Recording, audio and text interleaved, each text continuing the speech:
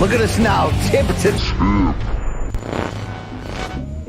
Ooh, Jesus.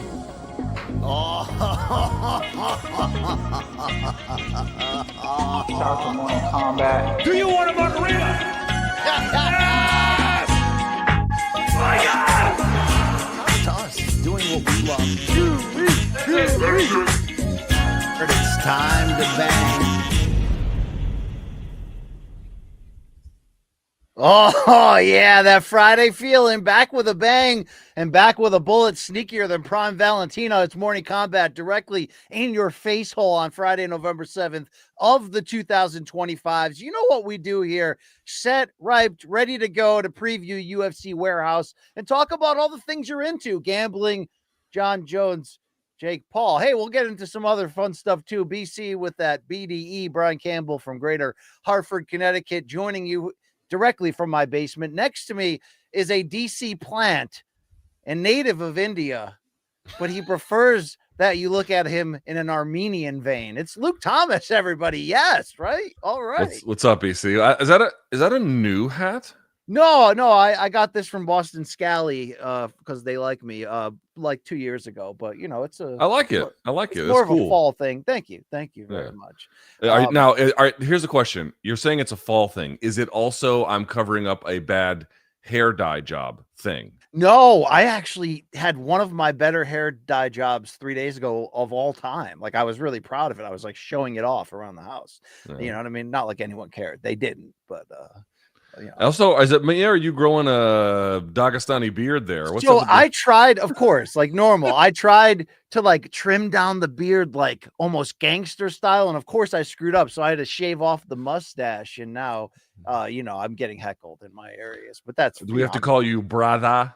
Yeah, brother. You know, give me 2 to 3 days in Dagestan and I'll run away. All right, Luke. But we are going to have a great episode today, no matter what, in fact. And of course, it's today's episode of Morning Combat brought to you by DraftKings. DraftKings, the crown is yours. All right. Please like, subscribe, follow what we're doing here on MK Nation and our extended YouTube channels. Follow us on social.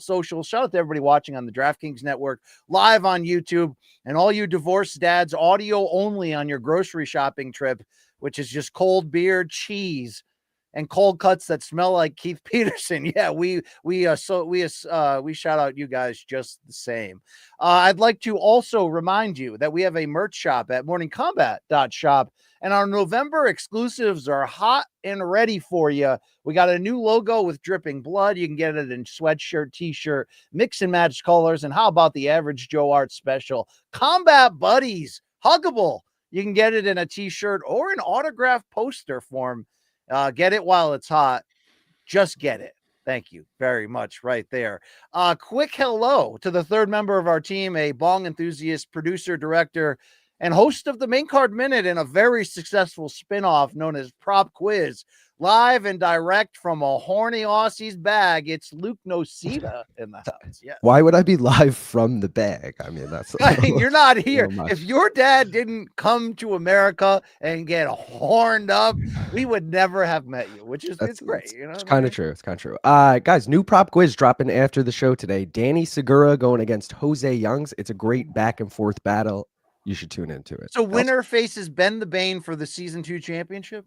Winner, faces Ben the Bane for $100, and then winner of that will face BC for. These seasons seem like, you know, Top Chef, where they cut like 5 seasons in a calendar year. We're the PFL. They're not very seasonal. Yeah. We're the PFL of trivia. All right, we have various brackets. You don't really know who's winning what. This is the MENA championship. Yeah, I tell you what. You know what we should do? We should buy. We should make a belt. Average Joe has suggested that a few times now. Yeah, so. that is. I mean, you have like a big grand championship and that'd be kind of sick, actually. Yeah, but then how do I gotta mail it to a person each time? You know, no, just keep it and tell them to go fuck themselves. Oh wait, do we still have the old money lion hammer that we gave Aaron Blanchfield? we got the Mjolnir after that photography session where we felt abused and needed a counselor. Exactly. We might be able to get our hands on the hammer, but I don't personally have it right now. Okay. All right, that's great to hear. Shout out to Luke Nocita. Luke, I finished a painting, by the way. First time, long time here. I've been working on this on and off for 9 months. Are you ready? Let's see. Are you ready? Yeah, I'm totally ready. Yeah. All right. I need an honest statement. No, hold on. Wait. How long have you been working on it? 9 months on and off, 9 months, but okay. the last few weeks I've given a lot of time to it.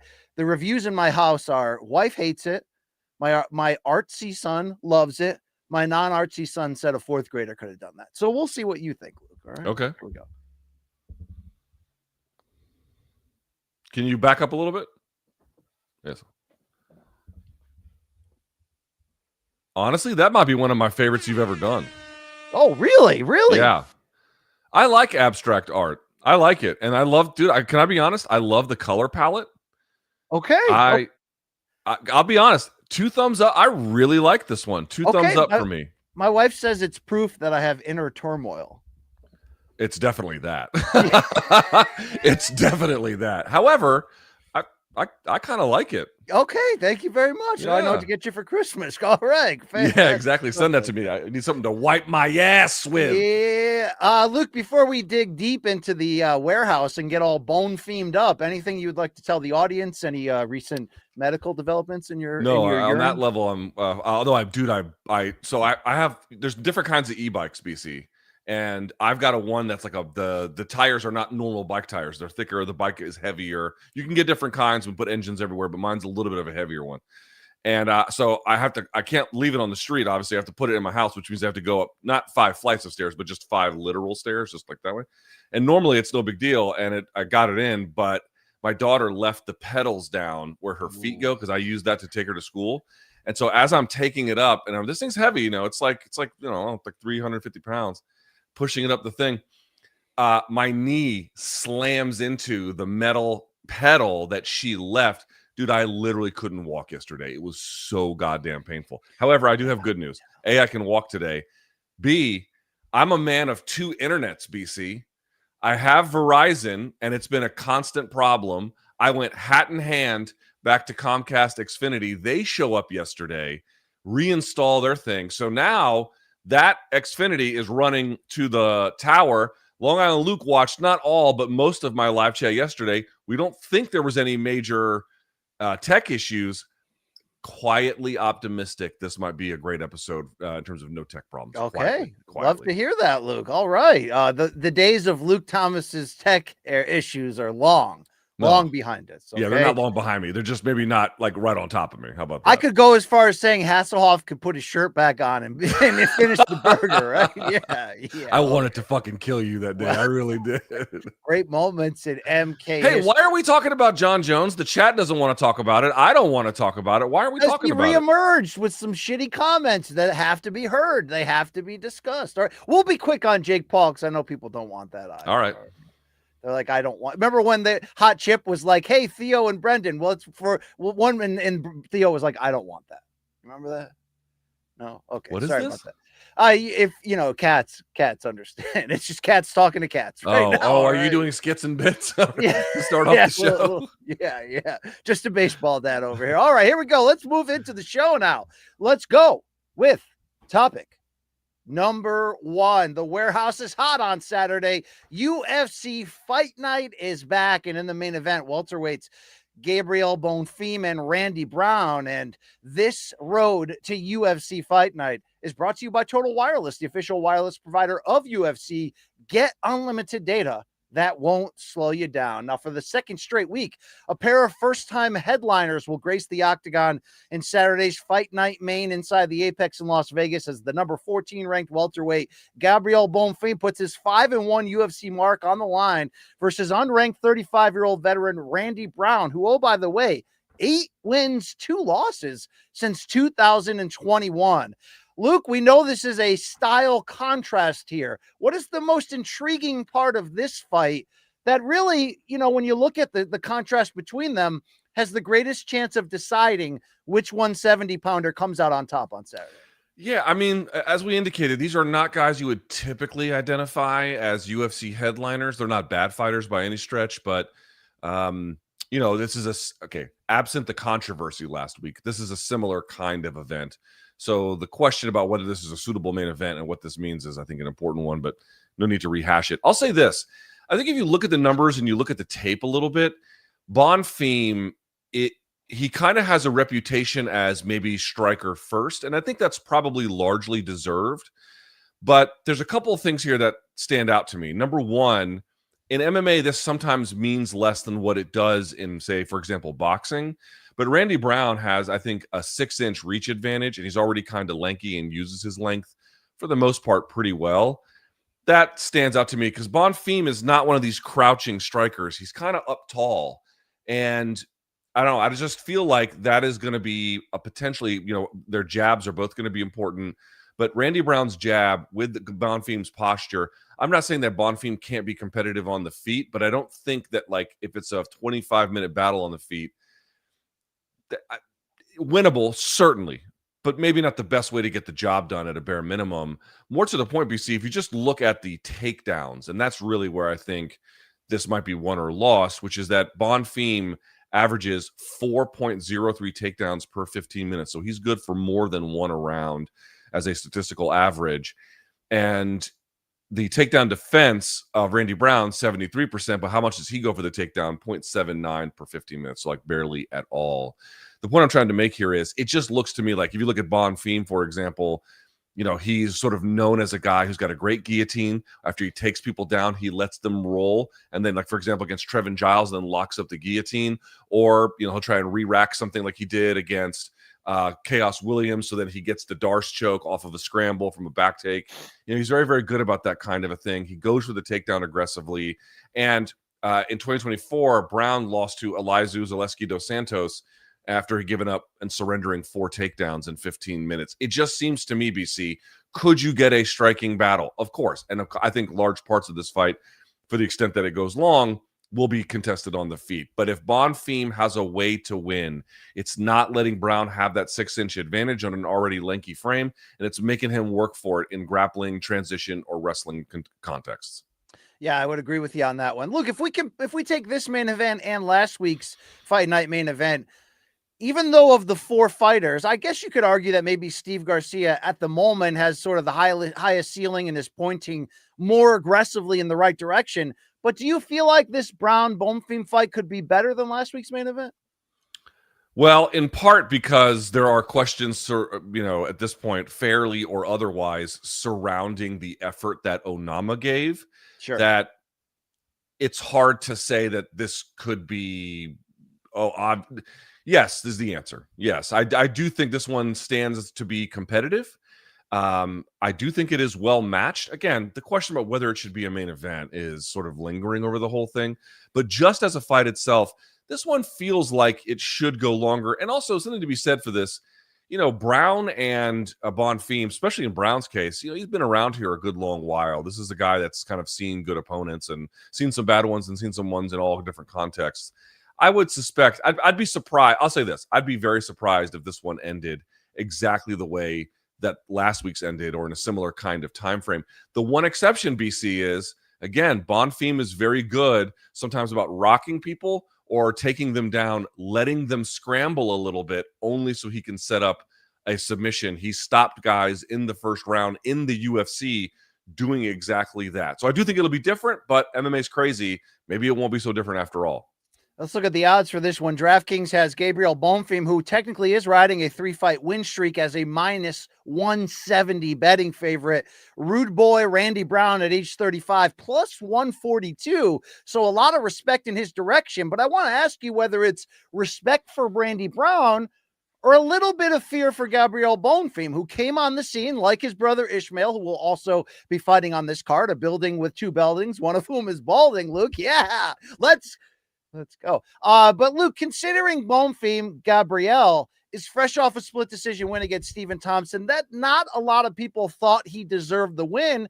And he's only 2 years removed from his lone defeat, a TKO loss via knees and punches. Is it fair to say that while we know he can go in there and submit the lights off against B-level fighters, that there's still some trepidation about whether, despite his number 14 ranking, he's on a true path to elite contention here? Yes, that's a totally reasonable question and absolutely fair. You're right about, at a bare minimum, how the win over Wonderboy was perceived. And I think, remember, these guys coming out of Contender Series, the hype on them was high, right? Because, hey, we're just living in a world where we've seen a lot of Brazilian brother tandems do pretty well. folks forget, before Shogun, there was Ninja Hua. But, you know, Shogun and Ninja were a great tandem. You've seen the Diaz brothers. They're not Brazilian, but it's, you know, a brother tandem. Matt and Mark Hughes, brother tandem. And then obviously the Patricio, or I should say the Pitbull brothers, right? So there's the Emelianenkos, Luke. Come on, right? Yeah. No, there's a bunch of brother tandems. But in terms of the Brazilian side, we're just sort of more recently living through some. And this is the thing, too. As I mentioned, you go through some of their early wins. They're just outright just smashing these people. And what you can get there is something where you don't know which way it's going to go, right? So if you see someone that's got like 2-3 wins, first, second round stoppages in the UFC, obviously they're talented. I mean, that's a given. But are they going to go real far, or are they just the kind of guy that can do that sort of thing to that class of opponent, but can't really graduate to the, you know, next subsequent or, you know, 2 or 3 levels after that? They kind of peter out very quickly. That can be kind of fool's gold. And I think some people might be thinking around Gabriel Bonfim here, hey, wait a second. It was great when he was doing that kind of thing to that class of opponent, but to the point you raised, BC, hasn't exactly been smooth as he's gone up the ladder and the opponents have gotten a little bit more difficult. Brown is a good opponent, a flawed one, but certainly an experienced one as well. So this is what I mean. Like, this is a well-matched fight. It's not really a deserving main event, but it's a well-matched fight. You get kind of that answer there, but that's really one of the lingering questions around, I would say, both Bonfim brothers, but probably a little bit more Gabriel at this point, about exactly how far is he going to go? Look good early. Can he maintain that kind of pace on the pack? That's where some of the questions start to arise. Indeed. We do have to pause this conversation for some form of odd breaking news from Long Island Luke related to our talk about the hammer. Luke Nocita, what do you got for us? All right, so the group chat was blowing up when we were talking about the hammer of the month. Manich was at the bomb shelter last week, and he took this photo. Dude. Okay, there it is. That's just ours. Sitting right there on a shelf. Hey, dear Malka, that's no longer yours. F Money Lion, that's ours right there. Yeah, so we can 100% finagle a way to get it. Hell yes. I bring that home. We got it. Bring it back to where it belongs. Luke got all Pedro Serrano. Bring that shit to me. Yes. All right. Back to this here fight card. Hey, we got some sound here from the rude boy himself, Randy Brown, representing Jamaica, and his belief that whoever wins on Saturday, the loser will be unconscious. I love it. I think he's a tough guy. He's a great fighter. You know what I mean? I got a lot of respect for his skill set. Aggressive, fast, young, strong, explosive guy, athletic. I think he's good on the ground, good on the feet. Somebody's going to sleep. Somebody's getting finished. It's one of those ones where, you know, I also don't think that this fight goes the distance, but, you know, I'll be prepared for a hard 15 or 25 minutes, right? But, hey, if it doesn't, which I don't think it will, you know, I'll be prepared for that too. But somebody's going to sleep. Luke, speaking of going to sleep, let's do some MMA math here on a common opponent. How much does the fact that Randy Brown is fresh off of an April win by KO over one Nicholas Dalby, who happens to be the only fighter to defeat Gabriel Bonfim, and he did that by TKO and Bonfim's only pro and UFC defeat. How much does that common opponentness factor into this matchup in your eyes? The thing is that Dalby's a bit of a go-getter. You know, he's got a little bit of that to his own detriment sometimes. He's got a little bit of that Steve Garcia in him where he's just constantly knocking on the door. And again, it's a strategy where, like, why would a fighter do that? Where they're constantly just kind of just trying stuff and, you know, staying active with at least touching their opponent. Well, on the good side, you just keep knocking. It's just a numbers game. Eventually, there's going to be an opening, and you can take advantage of it. And I think, you know, some of what you saw in that fight reflects that reality. On the other hand, what's one of the challenges? If you go up against a skilled operator and you keep knocking like that, they're going to pick up on it, and they're going to tear you to pieces. So what you have to ask yourself is that how Randy Brown is going to fight? I don't think so, BC. Randy Brown, to me, fights a little bit more methodically. He fights a little bit more. I think Randy Brown fashions himself a little bit more of a slickster, and Dalby fashions himself more as like a jackhammer, constantly, you know, just trying to make the fight, to break with pace, to break with pressure. Brown's not exactly that kind of a fighter. Now, BC, on the flip side, Brown is also, I think, a pretty accurate striker, generally speaking, pretty good about finding the target, has a lot of different kinds of weapons. But I don't want to lose sight of the fact that the common opponent sometimes can be quite significant. I just feel like Brown fights in a way that works well against Dalby. Bonfim does not, but that doesn't mean that Brown, the way he fights, is like a uniquely bad matchup for Bonfim. I guess time will tell, but I have some skepticism about the math there. All right. Well, speaking of Bonfim setbacks, whether it be the TKO loss to Nicholas Dalby or the sketchy-ish win or disputed win, if you will, over Stephen Thompson, in which it did show us where Bonfim is at, and at least to add to those questions we talked about, here is a translated recap of Gabriel Bonfim's interviews this week, talking about what he learned from those fights. Pô, muito feliz com a oportunidade que o UFC me deu. I'm really happy to be here. I feel very grateful to God to have been giving me this opportunity to not only fight in the UFC, but in the UFC main event. So it's a dream come true. Era o que eu queria, né? This is exactly what I wanted, to fight 3 fights a year. So I'm getting 3 fights this year, and hopefully next year I can do the same thing.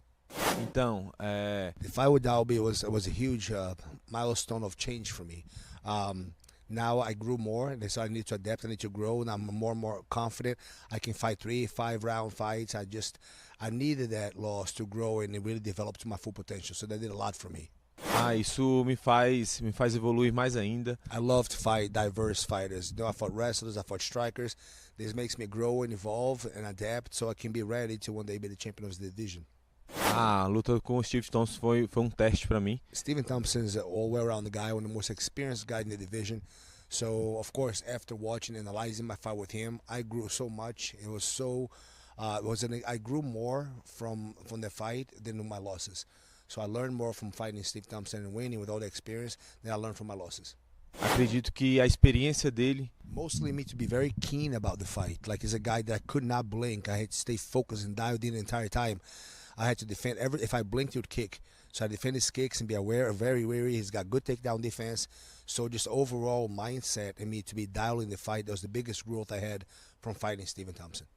Então, já lutei com caras. I have been fighting guys. They're long, very long, with long range and good strikers.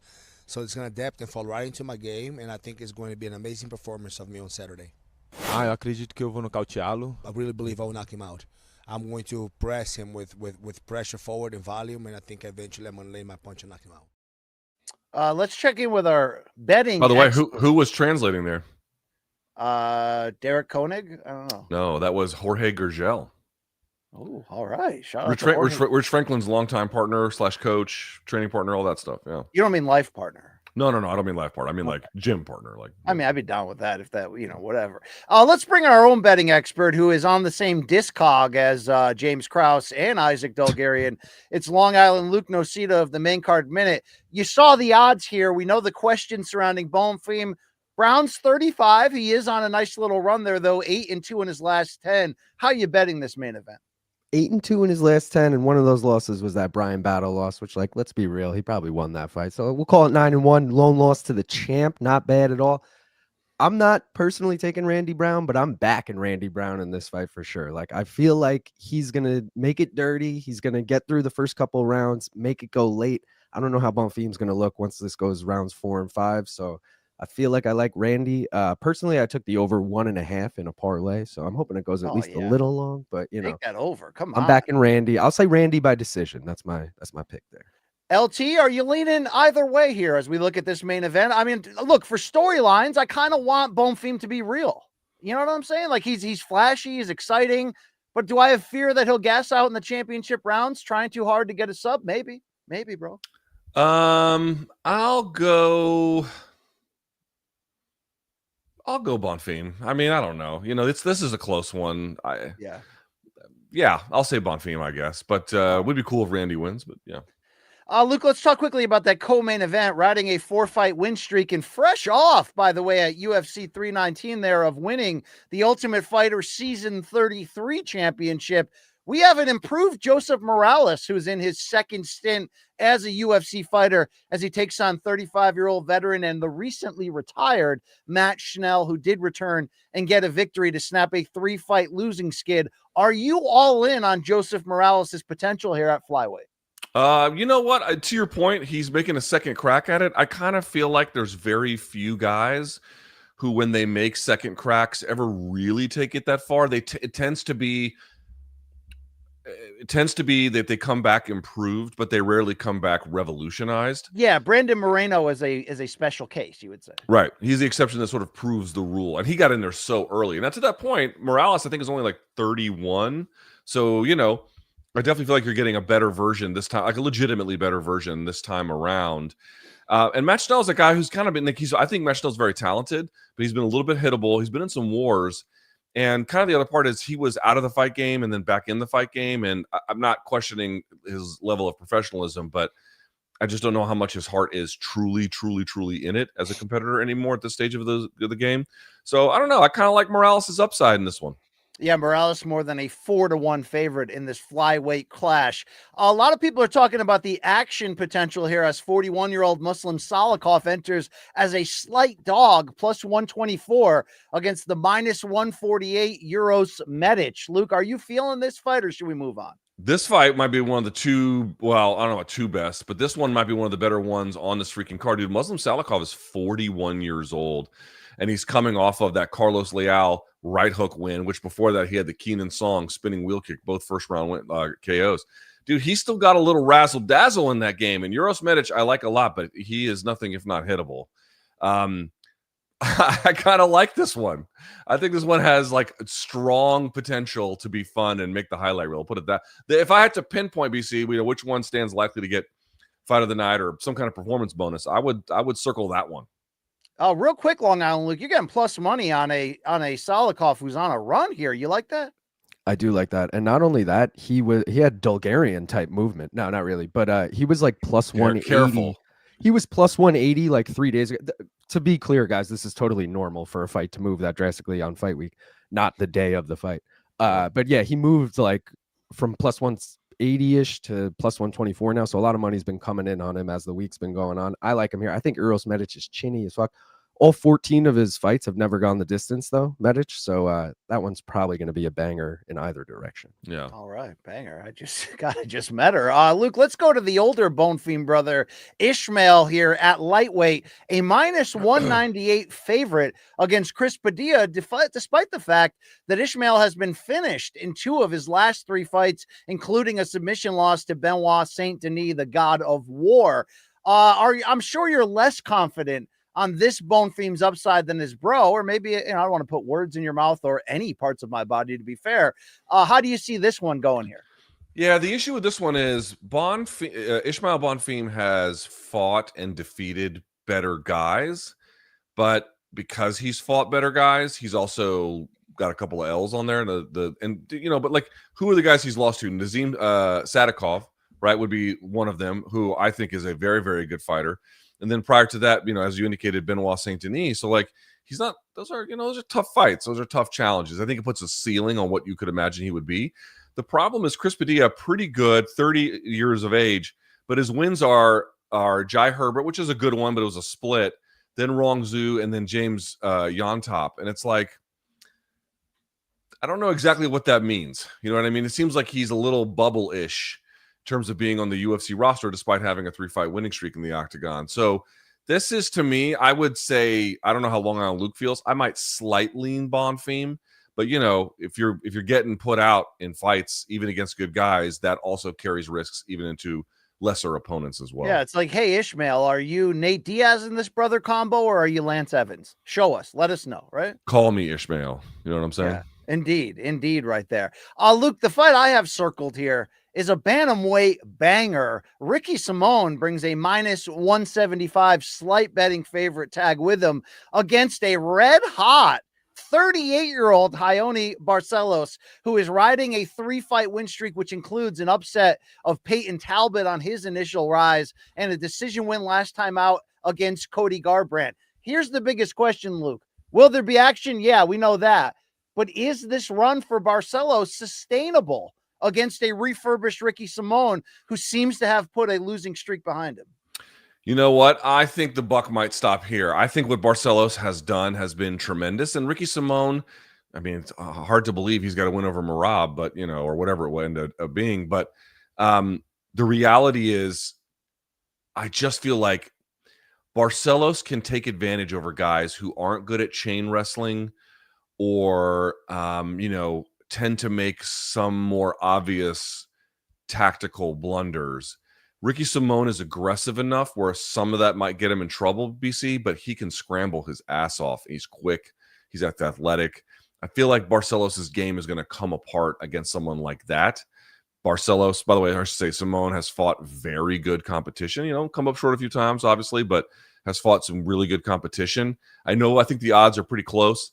I like Simone in this one. And I'll say this, though, BC, if Barcelos wins this one, of all the ones looking back, it's like, he beat like Peyton Talbot or something. It's like, well, okay, that's a good win on name value, but Talbot was a little bit overwhelmed. Yeah. Simone, for him to be overwhelmed, it would mean something more. So curious to see how this one goes, but I do feel like this is kind of where things might fall apart for the near 40-year-old. You would say this is where the rubber hits the road. That's a classic Luke Thomas. Yeah, rubber meets the road, yes. Yeah. Luke, I'm going to, you can have your favorites in a second. I'm going to dig down the card and ask you this. There was a time when Mayra Bueno Silva was kind of looked at as the future of this dead women's bantamweight division. Right now, though, she's on a 4-fight winless streak, which includes a no contest. It includes 3 straight defeats, including that really poor performance when she gassed out against Rocky Pennington for the vacant title.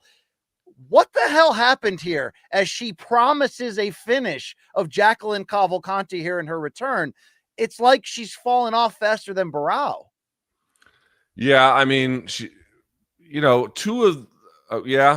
Raquel Pennington was a champ, or it reached champ status, so losing to her is not the end of the world. Yeah, but that was a shitty fight, and she had a shitty performance. Terrible performance. Yeah. And then Macy Chazon, and then Jasmine. It's not like she's losing to scrubs. Chazon opened up that cut on her face where you could see her soul through it. You remember that one? Yeah, she's not losing to scrubs, but I agree. She's seemingly lost a step. She's 34 now. Some people age earlier than others, even whatever the numerical age ends up being. Is the weight cutting getting to her? Did she peak and people figured it out? Does she train not as hard as she once did? I don't know, but I agree with you. It's been a little bit lackluster in certain ways. And I felt like there was a little bit more competitive fire early in the run. So good opportunity for Cavalcanti here. I'll say as much. One more I want to circle and get your thoughts on. Fans of red hats and gold lame in the Oval Office unite. Heavyweight and former San Francisco 49ers cup of coffee drinker Josh Hokett, fresh off the Dana White Contender Series, will be making his official UFC debut against one Max Jimenez. If you want to know who's this Hokett guy, he's the guy that delivers crazy post-fight interviews. Here's one of his classics. Kamala Harris and Joe Biden and Barack Obama. It is disgraceful. I'm here to bring justice to the heavyweight division. And I'm going to wipe you guys out one by one. Mark my words. And P.S. Michelle Obama is a man. Okay. All right. Luke, you can tell he reads books. Will you be cheering for him to get KO'd more aggressively than you did Greg Hardy, or am I going too far here? No, I mean, I don't care one way or the other. His opponent, I don't know how you pronounce the Portuguese version of this, Max Jimenez? I'm not sure. Damned if I know. Okay. Yeah. He seems like he's got some big power, but might be overwhelmed. Hokett wrestled at Virginia Tech. So, that's a good program. It's Division I. He's got some skills. I mean, not on the microphone and certainly, not in place much else, but he can wrestle. He can fight. I'd be surprised if he lost here, Okay. All right. We'll see if he's the future of this weight class. Luke, what else are you? It's kind of wide open. Yeah, it is wide open here. Is there anything else on this card, including Tisha Pennington still at it? What are you into on this card? Yeah, Tisha Pennington's kind of an interesting one here, BC. We've talked about most of the ones that I care about. I think Marco Tulio versus Christian Leroy Duncan, that could be a fun little scrap depending on how it goes. Tisha Pennington, Denise Gomez, it's okay. It's a decent one. Probably the only other one I would point to, Long Island Luke, correct me if I'm wrong, Are you into the Miles Johns Daniel Marcos fight? Daniel Marcos 17-1, kind of an interesting guy on the rise. Yeah, I mean, Daniel Marcos is good. Did you guys mention Christian Leroy Duncan, Marco Tulio? Yeah. not. I just said it. I literally Sorry, just I was said going through shit. I did just message you that Josh Hockett went to Fresno State, not Fresno wherever State. you said. Excuse me. Why did I say Virginia Tech? What the See, fuck I is was wrong looking with up shit. I was doing shit. You were thinking of that weird thing on the side of Frank Beamer's face, Luke. I know you were. You know what I mean? Yeah. Dude, to be honest, this card is a lot better than last weekend's card, but that's still not saying much. There's really, it's slim pickings here. It's slim pickings. So let me guess. Hold on real quickly. How many hours on Saturday are you going to tell your girlfriend to pound sand? She'll be working when I'm live for the full card. Join me 4 p.m. Eastern time. Main card minute, baby. Let's go. Wow. Amazing. By 4:12, he'll be. Yeah. Oh, sorry, I meant 4:20. Yeah, there you go. Yeah, right, All exactly. He'll wait.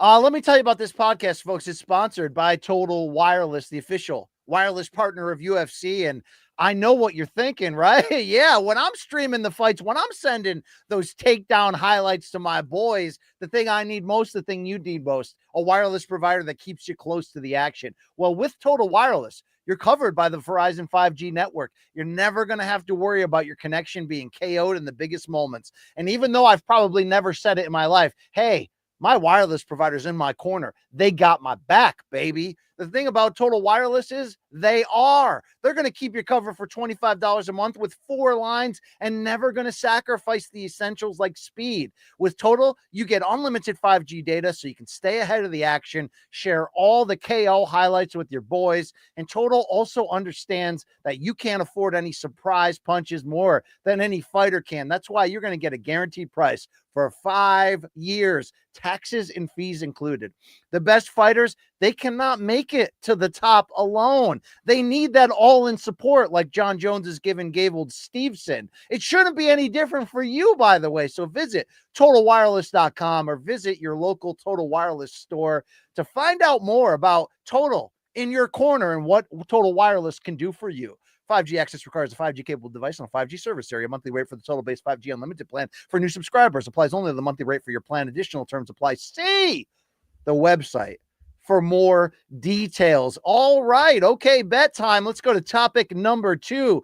Dana White broke the silence on the Isaac Dulgarian UFC betting scandal when he joined TMZ Sports earlier this week. He also joined Jim Rome's radio show yesterday to continue some of those same thoughts, revealing, of course, that he interrogated Isaac Dulgarian during the day before that fight card and then immediately called the FBI after the first round finish went the way it did, exactly the way that the line moved. Let's throw first to a clip, then we'll get LT's reaction. Here's Dana White talking about the timeline of what went down in last Saturday's fight night scandal. Probably about 1 o'clock that day, we're with a company called IC360, and they are the best bet monitoring company in the business. And they reached out to us and they told us that there was some unusual action going on with that fight. Do we know anything? We didn't. So what we did was we called the fighter and his lawyer and said, what's going on? There's some weird action going on in your bet, weird betting action going on in your fight. Are you injured? Do you owe anybody money? Has anybody approached you to, and the kid said, no, absolutely not. I'm going to kill this guy. And, so we said, okay. The fight plays out and first round finish by rear naked choke. Literally the first thing we did was call the FBI. Dana would tell Jim Rome yesterday that the FBI is doing an investigation, not the UFC, moving forward. So, Luke, in light of what we heard from Dana, in light of the reporting that continues to go on around this story, whether you believe what we're hearing from Harry Mack on Twitter or what Ariel Helwani has been breaking down, do you feel like this is an isolated incident that the UFC will be able to put behind them with FBI control? Or is this just the tip of the iceberg for basically what you would guess to be the UFC's worst nightmare at the moment in terms of a fight-fixing scandal? I would say that it's a good idea for anyone out there to very much trust the reporting of Ariel Helwani. people will have various opinions about his show or him or whatever. Putting that all to the side, if I've worked with the guy and I watched his methods, and I am telling you, if he's reporting it, it's true. The guy has been involved in the sport for 20 years. I don't think I've ever seen him have to retract a story, not once. It's just his record on this is basically as good as it gets. So whatever he is saying is absolutely worth taking seriously. I know obviously there's journalist Harry Mack out there who's doing a lot of interesting reporting as well. I mean, I don't want to say that he's unreliable because I don't know that that's true. I know that he initially had said, Factory X was raided, and then kind of said, well, it wasn't a raid. So I don't really know what to make of some of that reporting, I think is what I would say. I'm waiting to see, what else is out there. If anyone has a tip, by the way, you can email me, lukethomasnews@gmail.com. But just the tip. Just the tip. Yeah. That's the only kind of thing I'm interested in. Yeah. But the reality is, BC, if what Ariel is saying is true, and I would very much accept it, it has to be a lot more. I mean, we had fighters coming out and saying, and then they tried to walk it back and say, oh no, I was joking, but they had kind of indicated people had approached them to throw it. I had people reach out to me privately, fighters reach out to me privately, being like, yeah, I've definitely had people offer to me, not just in UFC, by the way, but in other places too. I mean, by the way, no one's talking about this, BC, but like, do we think that this is not happening in PFL? You know what I mean? Like, no one's paying attention, but why would they be exempt from any of the same kinds of pressures? But getting back to the question, it is hard to know exactly how often it's happening, but it's happening enough where it just seems like it's an almost sort of semi-normal-ish thing that's happening to fighters to at least be propositioned for these offers. And that's enough of a problem where it seems like, I don't know what's going to happen to Dulgarian, but I would be very, very surprised if it stops at him. Seems to me like the problem is, I'm going to guess, much more pervasive, and the FBI really needs to do something about it to restore confidence in product integrity. Right, because the timing is poor considering the NBA betting scandal that's breaking out right now involving Damon Jones, Terry Rozier, Chauncey Billups. And I think you mentioned a very key part of this. We had a group of fighters initially after this Dulgarian scandal started, including Vanessa Demopoulos, what was it, Vince Morales, who else, Luke? Lando Venata. A couple he may have been joking. But the other two did not seem that way. They all came out and said, yeah, it happened to me. I've been solicited before. And then they all kind of out of nowhere aggressively retracted it, saying it was a joke. Here's Dana White in that same TMZ interview with a quick reaction to exactly that. You're seeing things out on the internet where like fighters are coming out and going, oh, I was approached. Really? Why didn't you tell us that? Or more importantly, why didn't you tell law enforcement that you were approached? Now you're saying that you were approached? It's like if somebody comes up and says, hey, I want you to rob a bank. I'm going to rob banks. Want to rob a bank with me? And you don't do it. What, you're not gonna tell law enforcement? They're gonna be approached now by the FBI. That's fucking illegal. Luke Thomas, what really happened here with this whole I was just joking thing? Well, Lando Venata did seem like there was a chance he was joking. I'd like to give him the benefit of the doubt. I've known him to be a straight shooter for most of my time interacting with him, so maybe he was. But the other ones have said that. I had a fighter reach out to me and tell me that it happened to them. So these are anecdotal. It's not, you cannot survey the landscape with this kind of thing, and that generally is going to make obviously what we're saying. You have to be very careful about what the reality is here. But Dana is asking, like, why wouldn't the fighters speak to him? Well, I mean, I have a couple of theories about that. The first one is, on a basic level, BC, like there's just a general culture of secrecy in the sport. A lot of things, like what happens in the gym stays in the gym, kind of like, even they say it's about sparring, but it's about a lot of things. Like fighters might talk amongst themselves, but in terms of like building a bridge to media or outside parties, a lot of that stuff just sort of stays closely contained too. Again, I don't know how this, again, it's not every fighter, but it seems like a certain class of fighter gets affected by this. They get preyed upon essentially.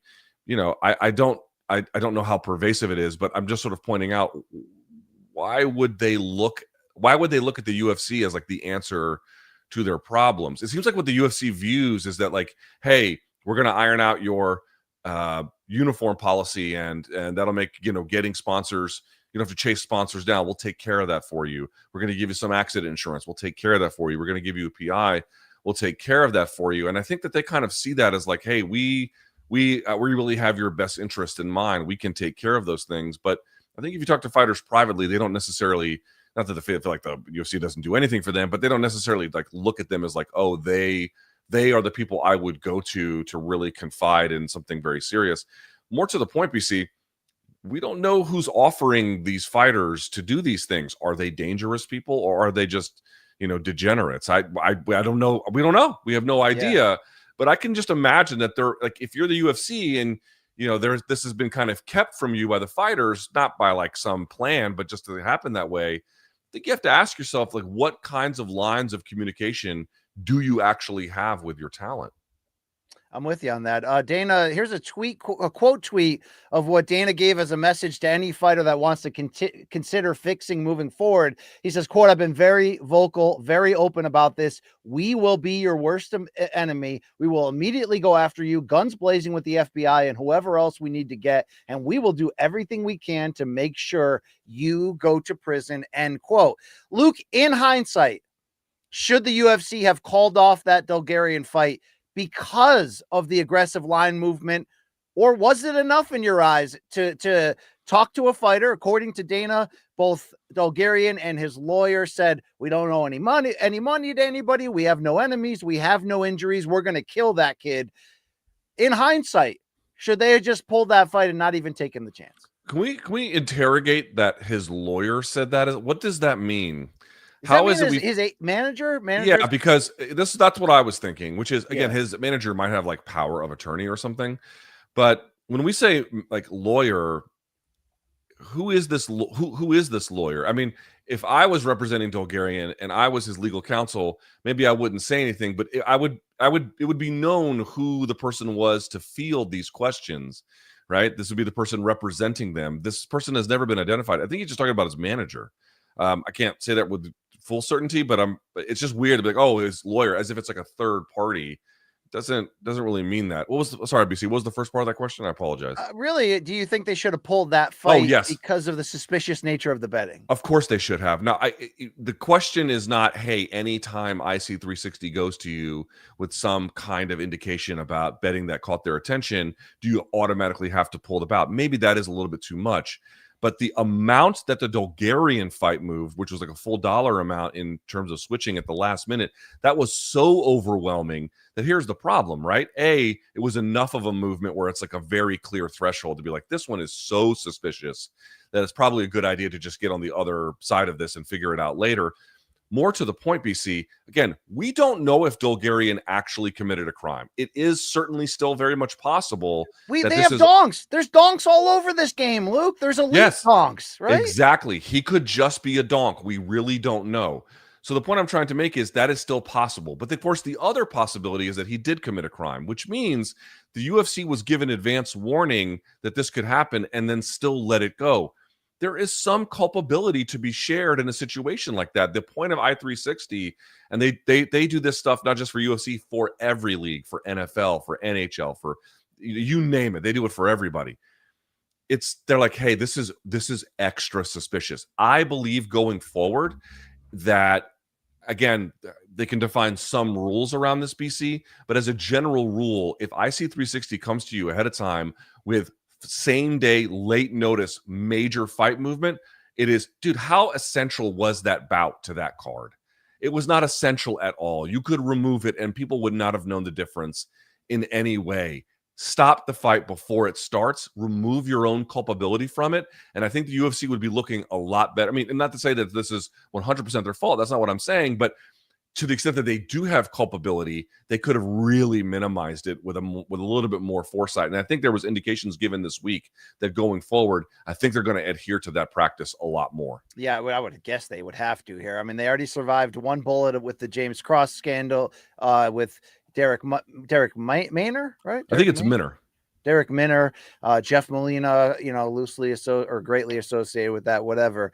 This is interesting. We did have the coach of Factory X, Mark Montoya, the trainer of Isaac Dulgarian. Obviously, we haven't heard from Dulgarian publicly, but here was Mark Montoya on the Ariel Helwani show this week to talk about the greater impact of this scandal on him, his gym, and everything going on here.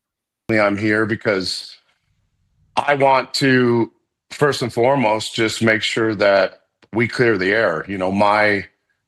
My gym is being attacked, my integrity is being attacked, and I just want to first and foremost say we have nothing to do with any of these allegations that are being brought upon us.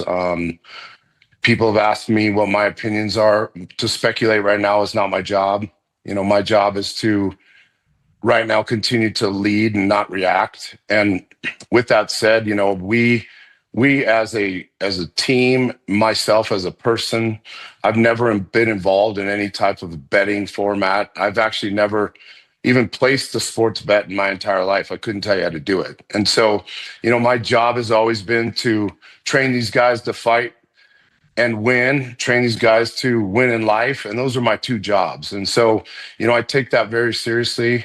And this is my life's work. And you can bet your ass that I would never, for any sort of money, I would never sell my integrity or my word, because in life, that's all you have. You have one thing. All these worldly things that we look at, the cars, the houses, the money, all those things, those are worldly man-made things. And, we go and we leave ourselves with one thing when we leave this earth, and that's our integrity and our word. And you couldn't pay me any amount of money to get rid of that. And so I just want to start by saying that it's a very unfortunate situation. It's still unfolding. And, I'm just not here to speculate. I'm here to speak facts. I mean, look, if I'm the UFC moving forward, I don't call Cash and the FBI. You want this cleaned up? I call Tutu. Who? The man who has his own portion of the jail named after him. Oh, yeah, you can do that too. H.E. is him, Luke. You know that. Yeah. You know that. Yeah. Yeah, man. I mean, I don't know what's happened at Factory X. I don't know what the situation is. I'll just say if what's been suggested is true, then they're going to have a lot to deal with. If it's not, I mean, they might have some legal options about how they can move forward about what's been said about their gym. So this is a dude, it's a strange situation. It really, really is. I don't know what to say about it except stay tuned, man. To close on this, Luke, I've seen some writing from Kid Nate and Zach Arnold on the MMA Draw about how dangerous a scandal like this is. And I don't disagree when you consider such a large portion of the audience for Fight Nice warehouse cards, are betting. How could this get worse? Is there a scenario where you're no longer going to be allowed to bet on these fights, or will the UFC and the FBI make sure that never gets to that point? Well, I mean, it's hard to say. I think partly what we just indicated was some of these pre-fight IC360 flags, I think, are going to start carrying a lot more weight. That might solve an enormous amount of problems, again, because we don't really know the extent, but potentially that could be quite useful. I think something else to keep in mind, though, BC, is, we haven't even had a conversation here about what it means for judges and referees in a year where some of that has been crazy. And I know there's been some suggestions about, what X or Y referee has done, but we don't really have enough information to say exactly what the truth is. Again, some of this stuff needs to be investigated by the proper authorities, and I guess we'll just have to be patient and see. But that, I think, is still potentially a problem that we'll need to get at least some answers on. And, I don't know what happens to the future of sports betting. I've seen that, because of the NBA scandal, I've seen some suggestions, because people have said, oh, the MMA scandal is the same as the NBA one, but they're actually quite different. Terry Rozier was accused of messing with people's prop bets, not turning over game results by, this continuous effort the whole way through to sabotage or whatever in terms of games.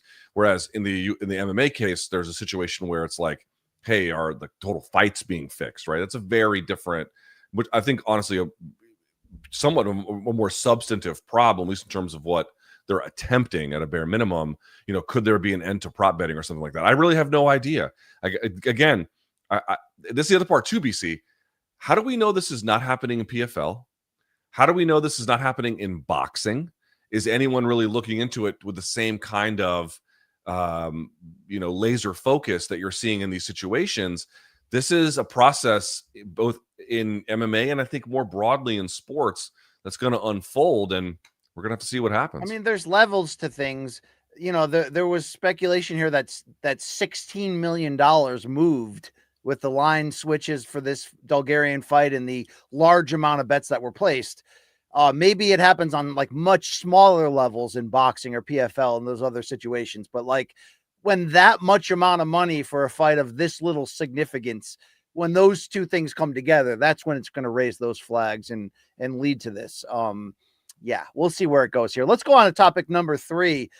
Jon Jones took off his comedic eye patch and came out of hiding this week to appear on something called the No Scripts podcast, where he proceeded to take a squat on Tom Aspinall like that gross episode of Oz, calling Aspinall everything from a one-trick pony to overrated to a quitter. In fact, his comments were so spicy. Yeah, you already knew it. We called up our friends at Cuervo for something we like to call shots fired.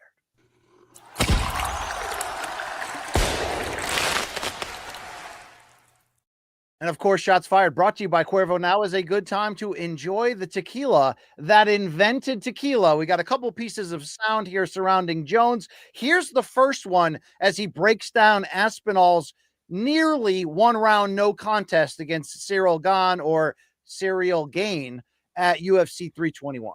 Talk to me about what you saw in his fight with Gane. I mean, because Gane looked like he was controlling the fight. Was Cyril Gane? Yeah. Tom's a great athlete, but I do feel like he's a one-trick pony. I believe that his wrestling and jiu-jitsu is incredibly overrated. He has a beautiful 1-2. I got to learn a lot about his patterns in his last fight. That's really about it. That's the one thing that he's setting up real nice. He couldn't touch Cyril Gane at all. That's the way I felt. I felt like Gane was just getting warmed up. Gane's hands was down. He was shaking his shoulders, bouncing around. He was touching him. He was touching him. That jab, too, was money. He busted him open. He was so comfortable. I think Tom was looking for a way out, and he took it. He needs to change his game. Long Island Luke, could you also play the one about quitter next right now? Thank you. Tom, when Tom gets hurt, it's like he's like immediately incapacitated. Mm-hmm. Immediately. He shut down. It's like you poke my eye, and then he's like immediately. There's no like. He never tried to look. It was rag on the eye immediately. Dude, I was been the silliest looking cat on national TV, just trying. He didn't try. Trying. He didn't try. Same thing with Curtis Blaze. When he hurt his knee, there was no limping. There was no trying to get up. It was just like immediately. Yep. Oh, burn my village. I can't go on. He doesn't have the dog in him. Yeah, that killer to be killed. Immediately quits. Yeah. When he got tapped out with an ankle lock, there was no trying to fight his hands. There were no trying to. He immediately quit. You see the pattern of it. Immediately. Yeah. And I noticed the profile pic change, and then you had some on your horse too, similar. Yeah. What's with that? I'm just having fun. You having fun with the eye patches? I'm having fun with it. Yeah. Okay. It's like, he had at it with me. He had a long time coming at me. So it's to keep the fans engaged. Of course. And it's just to keep things fun. So, Luke, considering it was only 5 months ago that Jon Jones retired despite rumors of generational money being offered to unify belts against Aspinall, did this interview confirm that Boney just passed Ronda Rousey as the most insufferable fighter in UFC history, or does he have a point with his criticism? I mean, who cares, bro? I mean, I'm with the fans on this one. I don't know why we're talking about this bullshit. Like, what do you want me to say? I mean, is there something to what he says about Tom? Maybe some, yeah, sure. Tom does have a nice 1-2. He's very athletic, but he could be overrated relative to how the public perceived him, although that might be crashing. There's something to be said for that, but it's like, even if all that is true, then why the fuck did you run from him? You know what I mean? Like, it's just a really weird situation where it's like, could there be validity to some of the criticisms that Jon is sharing about Tom, particularly in light of the last fight? Of course, there could be some truth to that. Jon is a keen observer in general of his opponents. But it doesn't, to me, it's like, dude, the guy is clearly, he's just an opportunist. He's an opportunist. And I'm not I can only speak for myself. I'm not interested in him fighting again. I realize that the fan base will decide that, and Dana will decide that, and it doesn't matter what I think. I totally get it. But I saw the best of his career. The last part of it has been terrible to sit through. These podcast interviews make it even worse. Like, if he's going to fight, fine. I'll wait for that day, and I'll cover that like anything else, and we'll discuss it at the time. But I just genuinely don't care what he has to say, and it doesn't move me one way or the other. Yeah, my response was fuck off after watching this. This is what we call in pro wrestling go away heat, X-Pac heat, like get off my screen heat. Yeah. Also, why is he talking to the microphone like this? Yeah, like, at least talk Damon Martin style and like eat it, Luke, right? Just like, guys, you know. Talk to the microphone. There should be a fist between your face and the microphone, not 10 feet. Okay. All right. Very good. All right. Well, Jon Jones would go on in that interview to say he actually took, he said it was his fault how that Aspinall thing happened and fell apart, but claims that he believes Dana White will turn it around and allow him to fight again. Here's Jon Jones talking about that potential return. The big card you keep talking about that you want to be on, a White House card, right? Yeah, dude. Who do you want for that? You want Pereira?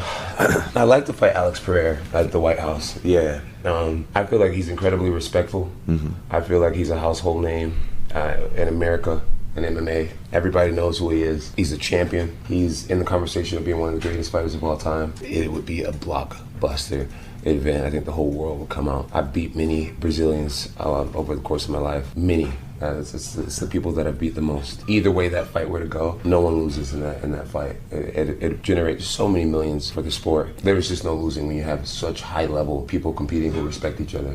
And I think too, like when you talk about the White House and having the greatest American fighter of all time, I mean, how can you have a White House card without literally the GOAT? The GOAT. So it's like, this is something that can be such a big event, especially with you headlining it, whether it's Pereira or if obviously we saw what happened with the Aspinall fight most recently.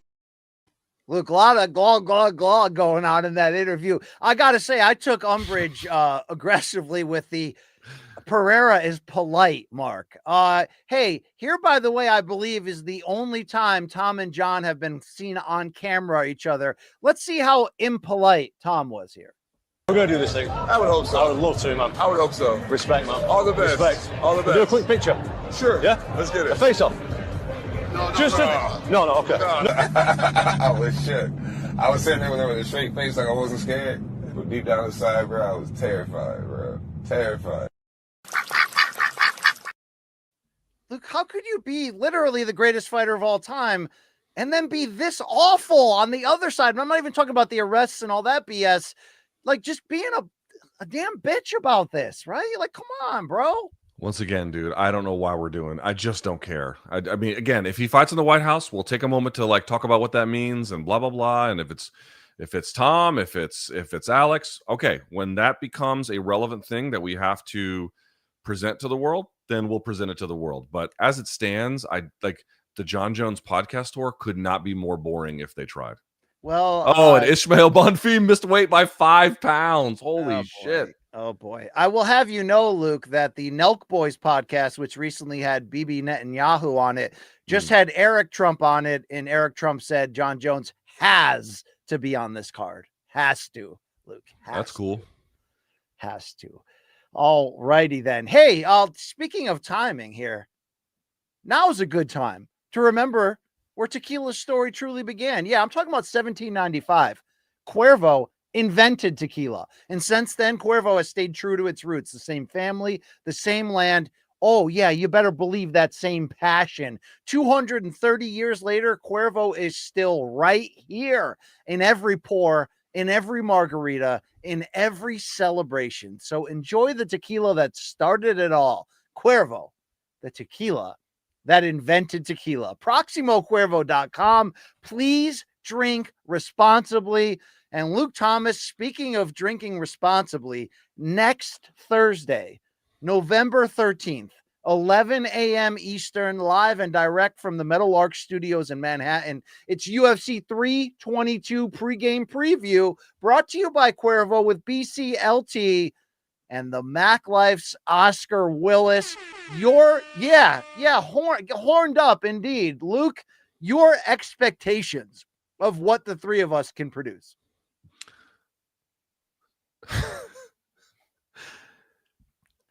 My viewers yesterday on the live chat basically surmised that there's a you know what? I actually, this is a sponsored segment. I don't want to get.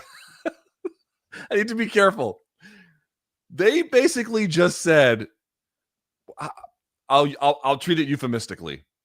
Expect the unexpected when Oscar Willis comes into the studio. That's the nicest way I can say it, and I think it's probably a pretty fair way to look at the world, because Oscar is nothing if not this is just the worst person in the world. He's the Osama bin Laden of everything. Dude, can you imagine his browsing history? Can you imagine such a thing? I call him Oscar Wilde. And by the way, his off the record stories about hanging with Connor that he can't tell people, those are the best. Not even just Connor, dude. A lot of other people too. People ask me like, oh, there's a lot of secrecy in the sport. Wait until Oscar does his tell-all book. Just you wait. Wait. Yeah, there you go with that. MK, of course, brought to you by Cuervo. Now's a good time to enjoy the tequila that invented tequila. We're going to have a lot of fun next Thursday. Do not miss it. Not just for Oscar Wilde, but that card, MSG, it's freaking loaded. So we'll take you top to bottom. It's an A card.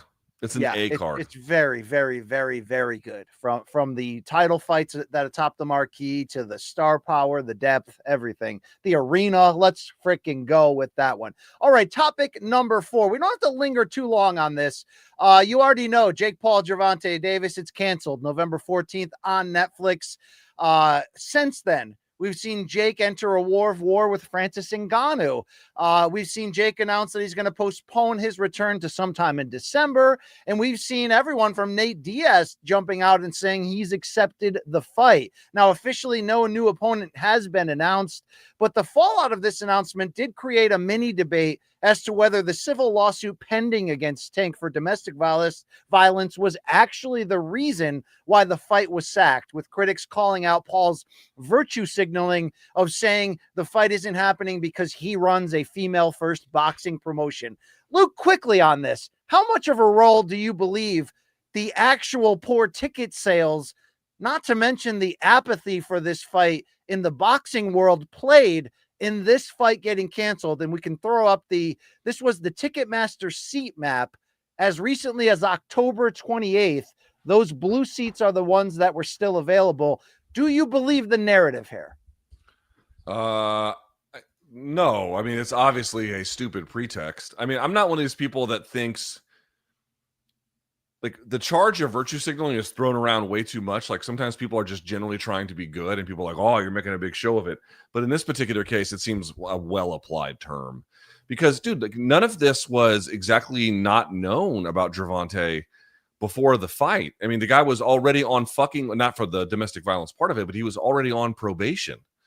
Like this was just the latest chapter in a long string of them. And remember, there was a recent amount where I think it was recent charges that were dropped against him because the person in that particular case, the alleged victim, refused to, I think, move forward with the case. So I think they ultimately had to drop it. But like, this was well known. Dude, am I misremembering?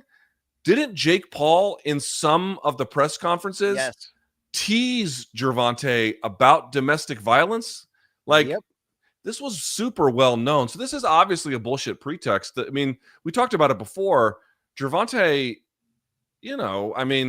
was putting no effort into this. It seemed there. I think people were. I don't think Jake really understands how much he turned people off with that Mike Tyson fight. It was a disaster. And the Chavez fight that escalated it too, Luke. Yeah, I mean, there's just been a lot that people have been like, ugh, we've kind of seen what the Jake Paul experience is. We don't really want to do this anymore. Again, we were participants in it for a while too, but it seems like unless it's going to be something other than what it's been, it's really run its course.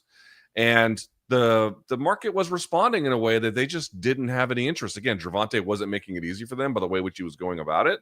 But this is just obviously a bullshit pretext thing because, didn't Jake Paul fight in Saudi? Like, yeah. I mean, like, dude, you're willing to do business with a theocratic monarchy. Like, please stop with this pretension of what this all means to you. I mean, I tweeted out that it was, obvious that the ticket sales were the major reason. And Nikisa Badarian of MVP tweeted back at me and said, that's funny. And I know Ariel has said, if he tweeted back at you?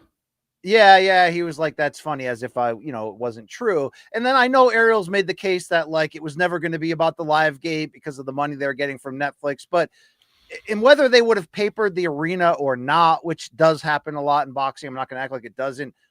People were just done. People were just done with this stupid fight, and rightfully so. Here's quickly the Jake tweet in which he announced it, attacking Gervonta, basically saying Tank is a actual walking human piece of garbage. Working with him was an absolute nightmare. The unprofessionalism, the bizarre requests, the showing up hours late to shoot. Okay, hold on. He's right about that part, BC. Yeah, he is.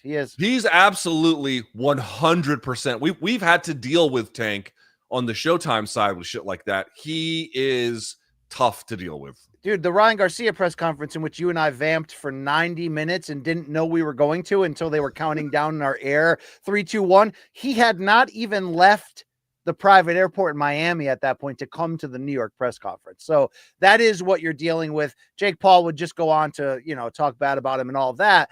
Luke, here's the interesting thing. There were reports that Jake offered, of course, contracts to everyone from Ryan Garcia to Andre Ward to Francis Ngannou, but Francis Ngannou talked to TMZ Sports and he seemed like he wasn't interested. Let's listen.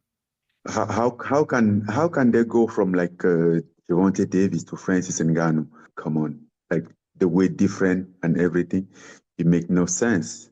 It make no sense. Nikisa reached out the other day and tell me how they need a replacement for Gervonta. Then I say, okay, what can I do for you? He said, yeah, we're looking for a replacement, but I still haven't get it. I was like, okay, then what exactly can I do for you? Like we think about you to fight Jake. I'm like, what? I'm like, who's Jake? I was so confused. I'm like, no, bro, come on. Don't disrespect me like that. He sent out some number. I'm like, it's not about the number. I'm not just interested. He make no sense for me. Is it flattering at least that they're thinking about you? Yeah, I think it's disrespectful instead. What flattering? Come on. I mean, I get it if he's saying it from a standpoint of don't reach out to me as a last minute opponent with some small offer, like actually announce that you're willing to fight me, pay me what I deserve and build to it. Because Luke, I mean, the argument for me is that that's the fight where Jake can that's the fight where Jake can best, outside of fighting for like a legitimate cruiserweight title. That's the fight where Jake can get the most street cred back, even in a loss, just for taking it. Like if he cares about actual boxing street cred, like maybe he would get a little if he rematched Tommy Fury, which is his only pro loss. I think the Ngannou fight is his Super Bowl. And I've said that from the beginning, because that's a fight in which I would think almost anyone would pick against him and assume he would get hurt and knocked out. Yet if he can win that, I'm not of the belief he's of the world title level. To me, the Ngannou fight is like the crossover bubble celebrity Super Bowl. We did see a back and forth on Twitter between these two. We can briefly check it out here. In which Francis said, choose your words wisely, boy. I agree that you need someone to discipline you for what you did to Mike Tyson, but stay in your lane. Jake would say, my lane helped your lane. I spoke up for you over and over again. No more. Look at yourself in the mirror. God don't like ugly. Maybe the truth is you are a fake holier than thou actor when it's always been just about you. Maybe you use your platform to speak on the youth of our country. Posting a flag ain't it. Instead of doing TMZ interviews like a con man to talk about me, reality checked, I sleep you in boxing and Jon Jones does in MMA, I guess. Whatever, that's pretty lame. LT, we also had Nate Diaz coming out with this IG post in which he said he accepts the rematch. I'm not going to act like you care or I really care, but if it's not Ngannou, is there any other opponent where you might do anything but turn the channel? Joshua. Even though that's murder. Yeah. Okay. Sweet. All right. I mean, do you agree with me that Ngannou should be the fight that, like, they should build to this now? And Don Davis should get involved too. Put it in the damn smart cage. However you do it, this is the fight for Jake. Long Island Luke hates this fight. Long Island Luke, why do you hate a Jake Paul Francis Ngannou fight? No, you guys were saying in the group chat, I don't know why Francis wouldn't just take this. And I said, because it's a lose-lose for Francis. Either he beats Jake Paul and everyone goes, well, no shit, Francis beat Jake Paul. Or you lose to Jake Paul and everyone's like, oh, God, Francis lost to Jake Paul. So there's like, sure, if he wants a big payday, that's that's the benefit, obviously. But if you're set and you're Francis, like why even put yourself on that level? It's kind of like what I was thinking with Tank. Tank, you have all this money. Maybe he's spending it all, but like, why are you tainting your legacy by doing this when you have plenty of money? I don't understand it. All right. BC, I'll just say this. If he made Netflix money and then stretched Jake Paul, Francis Ngannou would be a hero in MMA for the rest of time. He really would. He really, really would. That is topic number 4. Hey, topic 5, finally. Oh, freaking finally.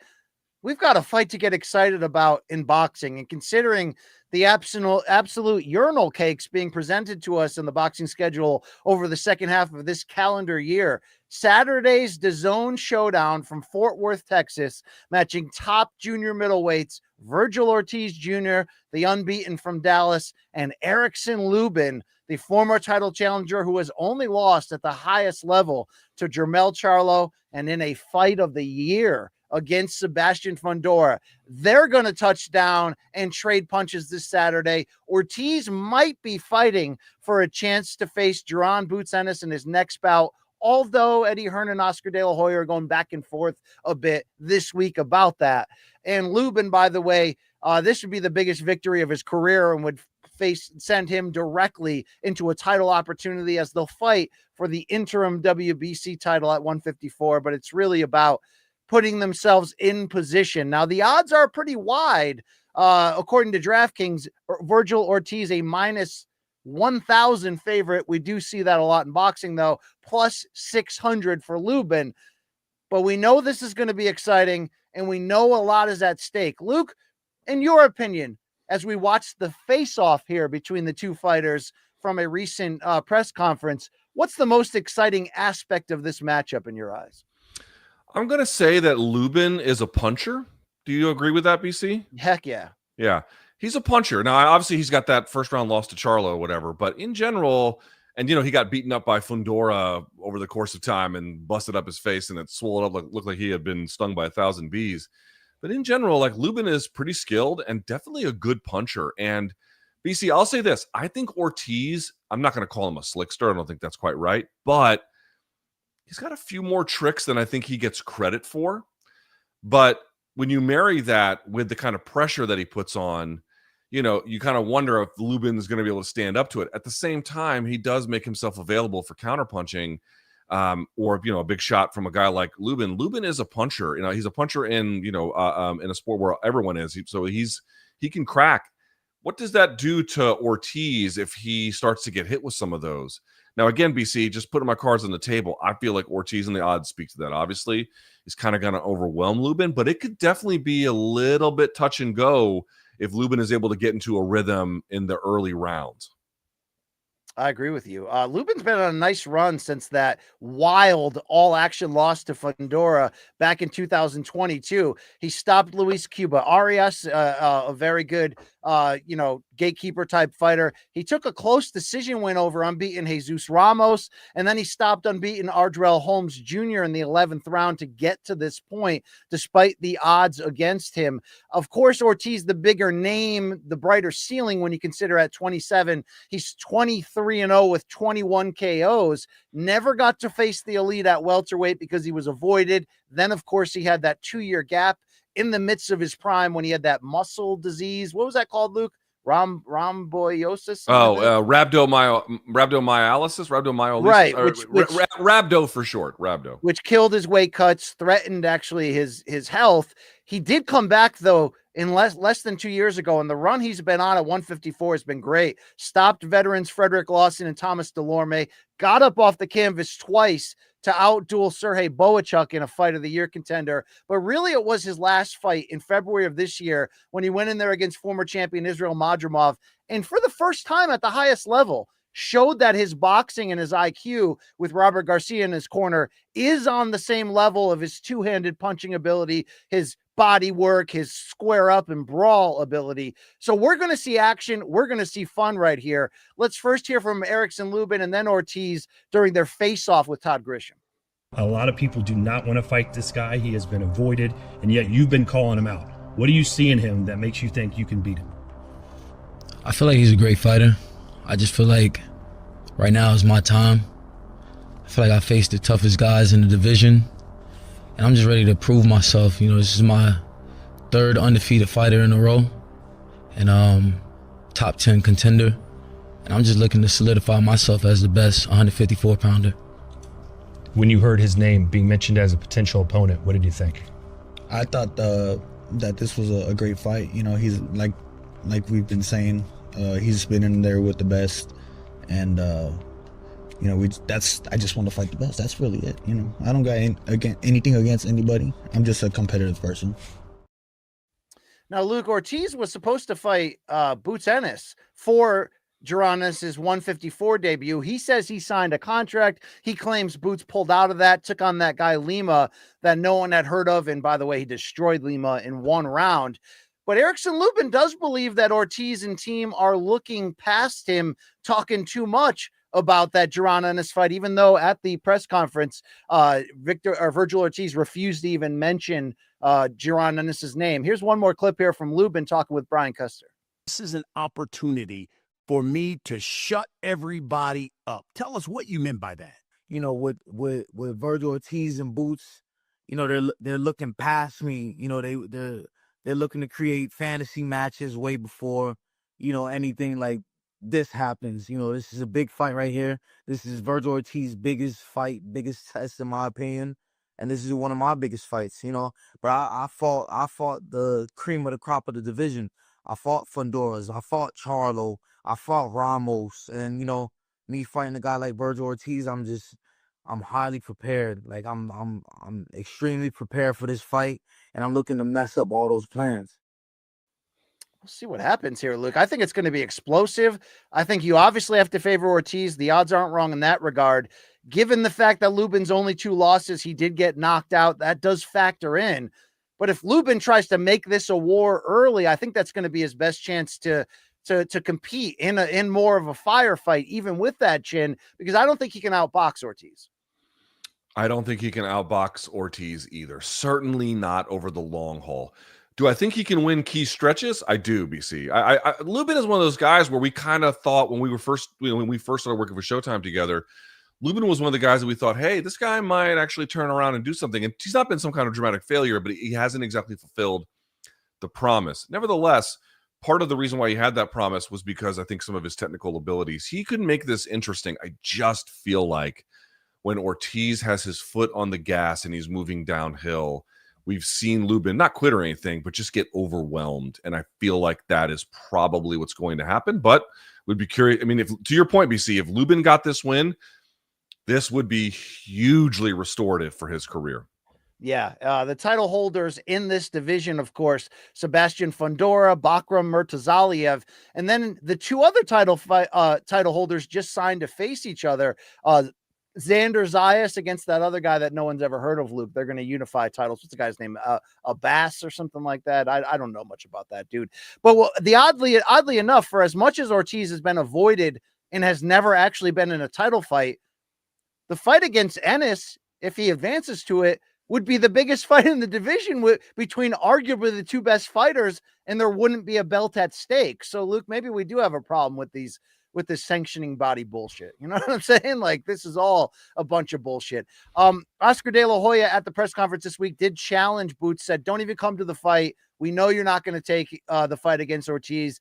And then Boots put a tweet there of Oscar talking in a video of Oscar talking in a very zesty voice, Luke, to sort of pile on him. But I hope they make that fight if Ortiz advances in early 26. Boots versus Ortiz would be that's as good as it gets here in this division. But check this out on Saturday on DAZN. The undercard blows, but that's just what it ultimately is. All right. Those are our 5 topics this week. Now we turn to some fan segments, and you can reach out to our program using the email address morningcombat@gmail.com. Say hi to Mikey. Please, no explicit photos. It's your opportunity to complain, say hi to the show, or send in your dead wrongs and fan subs. And we kick off this Friday fun segment here by standing trial, ombudsman style. We don't always get it right. You guys are there to call us out when we get it wrong, but you better have a receipt and you better not be a bitch It's called Dead Wrong. Dead Wrong. All right. Long Island Luke, thank you on Long Island Luke. Abbas Barao is that other 154 title holder. I don't even know how he got the belt, Luke. This sport used to be great, but now it sucks the horn. Okay, here we go. The first one, Luke, from our boy Daz. You know that dude, right? Back up on that ass and give these motherfuckers a blast from the past.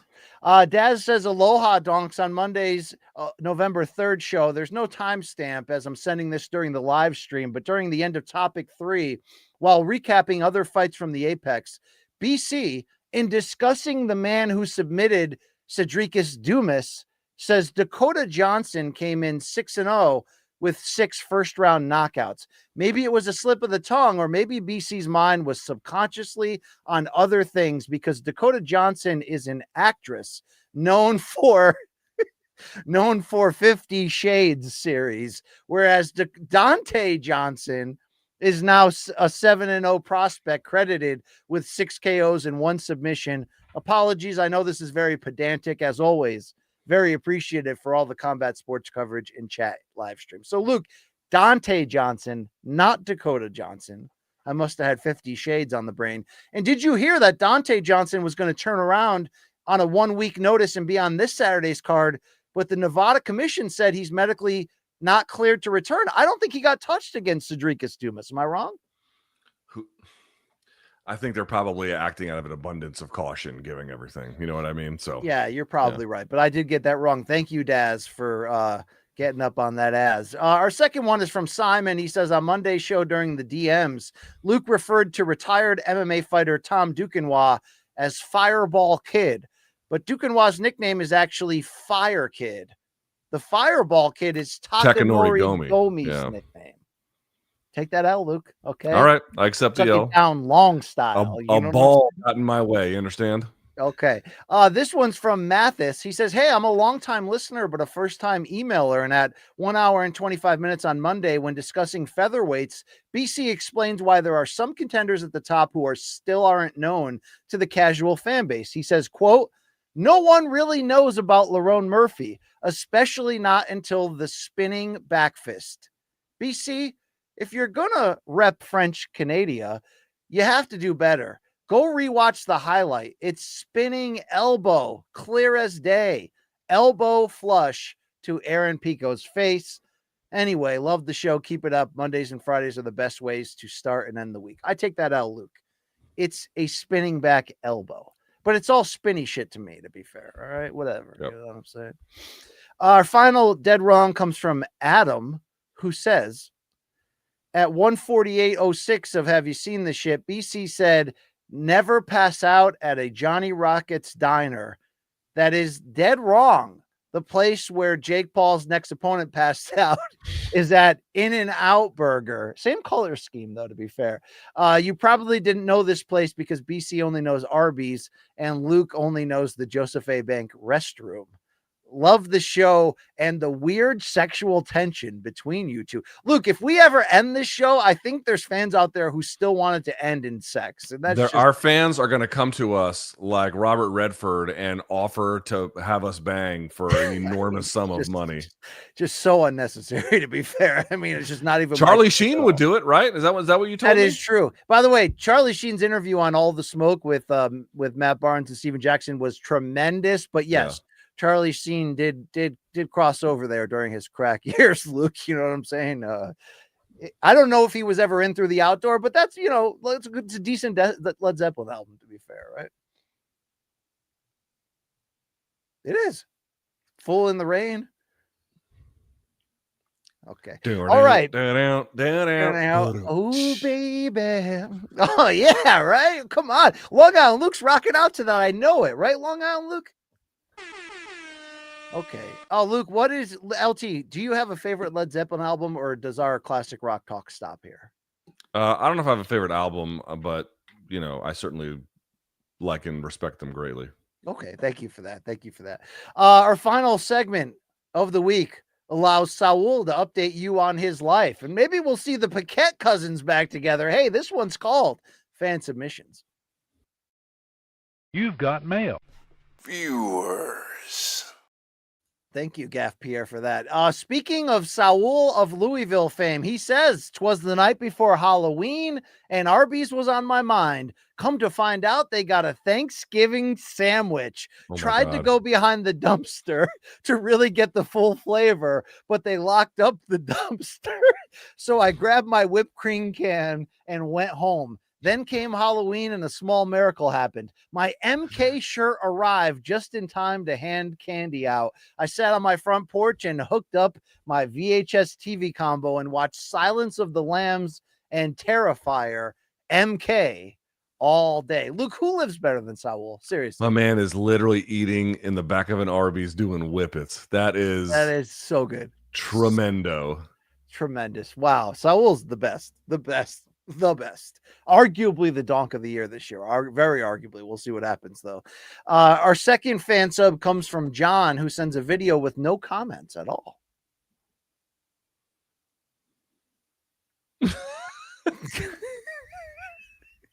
Was there supposed to be audio there? I don't know if I fully. It's the meme where he says, "I'm tired, balls." You ever seen that one? Yes, I have. Yes, From the Green Mile. Yeah.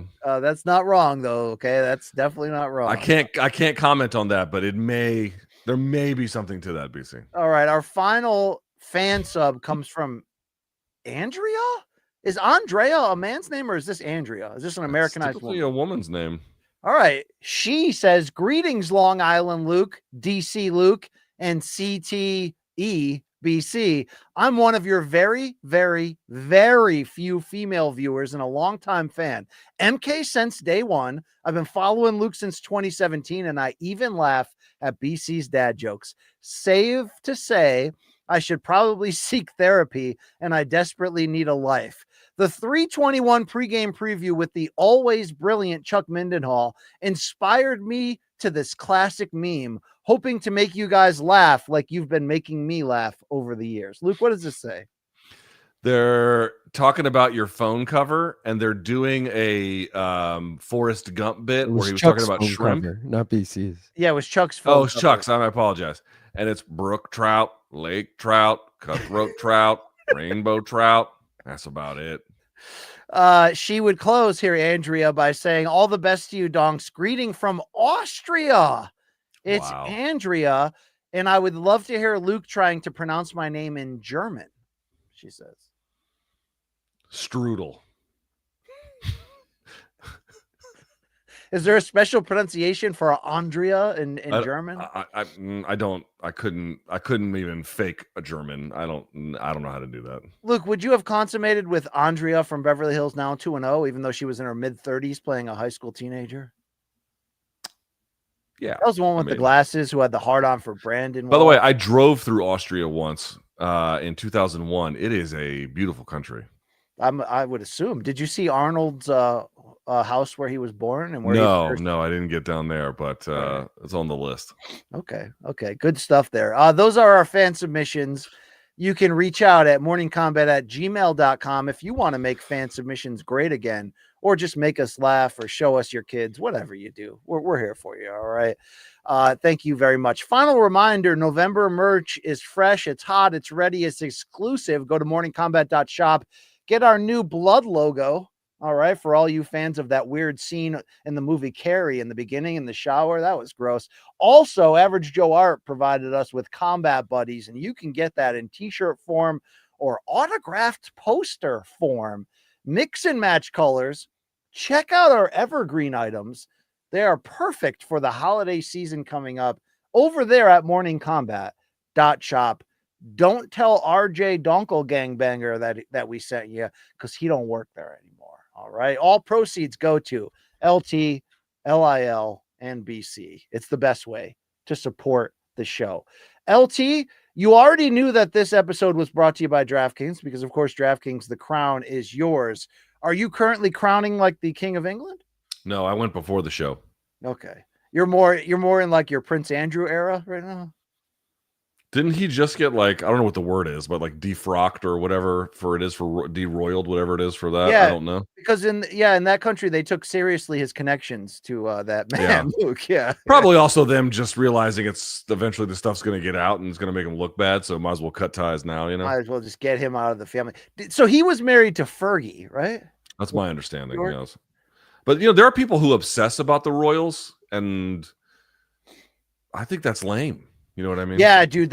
As I told you, when I toured Buckingham Palace and was making Prince Harry jokes, like, you know, that's my prince. The people that worked there, they were not happy. Much like the DC employees, they found you not very charming at all. Yeah, that they were not ready for that level of humor. But you know, shout out to Prince Harry, just the same. All right. Let's say goodbye to our producer, director here, Long Island Luke. You know his podcast, The Main Card Minute. You know his program called Prop Quiz. When does this air? 50 minutes on the dot, guys. Tune in over Main Card Minute. Danny Segura versus Jose Youngs. It's a banger, back and forth matchup. Tune in to see who faces Ben the Bane. Also, full card watch along tomorrow, 4 p.m. Eastern time. Tune in. With Gaffney? With Gaffney, my boy. Let's go. That's great stuff. You think, BC, let me ask you, you think Long Island's ever going to get married? Yes. Yes, I do. Yes, I do. I've never met his lady, though. No, Sita, you won't bring her on the show. That's never going to happen, right? I feel like she would gladly come on the show. I'm not going to. Really? Why? Because my wife is like, no go. Do not talk about me. Do not show me on the show. Yeah, my wife's the same. Yeah. Well, see, I like how you guys keep your wives separate. So that's kind of what I always thought I would do. But she's always like, "I'll come on." I'm like, "All right, chill." So, okay, we'll let's. see. I mean, LT, we should set this up, right? We should. Yeah, I would like to interview her. Now, would you rather interview her or his Australian father? Her. Okay. He probably ignores both of them in equal amounts, but the lady's going to have better stories, I think. Yeah, I think so. If she leaves me after the interview, like, do I get any compensation for that? Or... You had it coming, fella. You had it coming. All the merch you can wear. How about that? There you go. Yeah, exactly. LT, we're ending early today. It is what it is. Do you have any like messages of hope to the listeners out there? You want to like thank you for listening. We greatly appreciate you. As you've seen, you can, follow, like the show, all kinds of fun stuff there. I will not have live coverage on Saturday, but I will have some coverage on Sunday about the main event, probably, unless anything other strange shit happens, but hopefully it does not. And then I'll see you on Monday. By the way, my kid is off from school on Monday and effing Tuesday. And my wife, BC, is leaving for a business trip on Saturday. And remember, because our government is not functioning quite rightly, all 3 DC airports, BWI, Reagan, and Dulles, are all having flights canceled or limited. So fun times. Yeah. Good luck to your wife on her travels, and hopefully we get Monday's remote show with some Tukey appearances. That'd be great. Huh? I'm not putting Tukey on the air anymore. No, Luke. Obviously, she'll put herself on the air. I mean, this is how it happens. Let's be fair. Right? Yeah, fair enough. Okay, yeah. She's got that Reggie Jackson in there. She storms in like ice, looking for hardworking dads. Yeah, good stuff right there. All right, folks. Next week, of course, UFC 322 next Thursday, 11 a.m. Eastern. It's pregame preview with Oscar Wilde. Do not miss that one. It's going to be a great time. We'll see you back on Monday to recap it all and set the stage for the week to come. Seriously, watch Ortiz Lubin Saturday on DAZN. It's going to be a banger. It's going to be fun times. Sometimes boxing still matters, but not that often. For all my coworkers here on the show, LT, LIL, the great Matt Snyder, right? Great guy behind the scenes. Have met him. I'm Brian Campbell. Take care of yourselves. Have a great weekend, folks. All right. Paint, right? Paint. Let's go. Let's get out there. Okay. Let's do it. We out. Peace. There it is.